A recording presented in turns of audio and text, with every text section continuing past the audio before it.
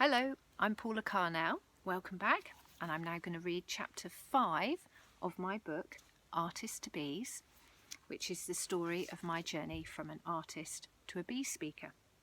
So this chapter 5 is called Mentor, and here we go. And the illustrations are all done by me as well. So, chapter 5, Mentor.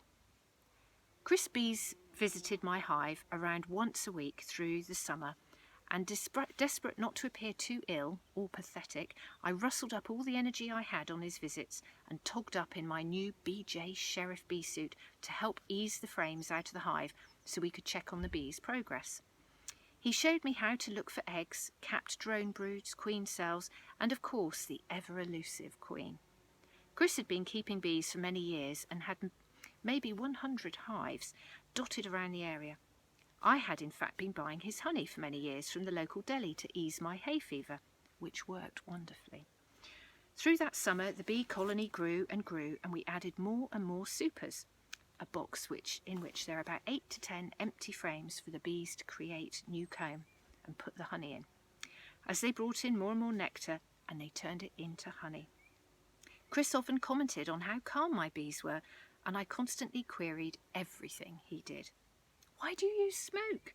Doesn't that upset them? Do we have to do that? With Chris's scientific background and mine of an artist come health and nutrition expert, all gleaned from researching my own poorliness, Chris didn't have an easy time. At the end of that July, we had the joy of extracting honey.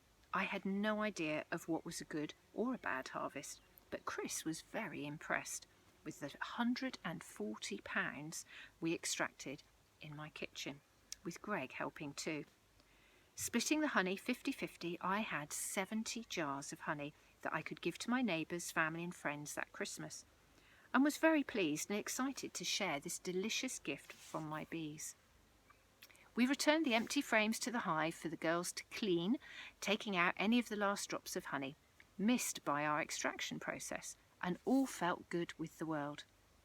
Then, to my horror, Chris unwrapped a large pack of sugar fondant, saying, "This will keep them going through the winter."